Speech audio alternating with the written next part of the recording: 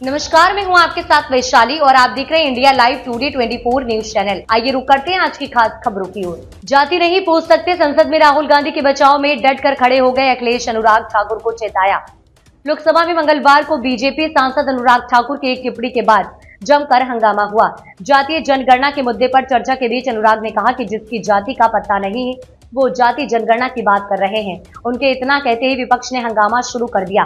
सदन में नेता विपक्ष राहुल गांधी ने बीजेपी सांसद को घेरना शुरू किया। इसके साथ ही सपा मुखिया अखिलेश यादव ने भी मोर्चा संभाला और अनुराग को नसीहत दे डाली। अखिलेश ने कहा कि आप जाति कैसे पूछ सकते हैं। बीजेपी सांसद अनुराग ठाकुर की टिप्पणी के बाद राहुल गांधी ने कहा कि उन्हें अर्जुन की तरह सिर्फ मछली की आंख ही दिखाई दे रही है। वो देश में जाति आधारित जनगणना करवा कर रहेंगे। आप लोग मेरा जितना अपमान करना चाहते हैं खुशी से करिए, आप रोज मेरा अपमान करिए, लेकिन एक बात मत भूलिए कि हम जाति जनगणना करवा कर रहेंगे।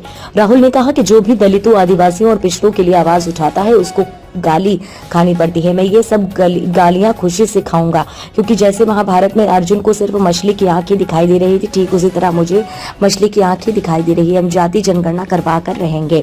अनुराग ठाकुर की टिप्पणी के बाद कांग्रेस और सहयोगी दलों के सदस्यों ने जमकर हंगामा किया। इसी कड़ी में समाजवादी पार्टी के अध्यक्ष अखिलेश यादव भी खड़े हो गए और कहा कि सदन के अंदर किसी सदस्य की जाति नहीं पूछी जा सकती। आप जाति कैसे पूछ सकते हैं? आप जाति नहीं पूछ सकते। इस हंगामे के बीच पीठासीन सभापति जगदम्बिका पाल ने कहा कि अगर कुछ आपत्तिजनक है तो उसे रिकॉर्ड से हटा दिया जाएगा।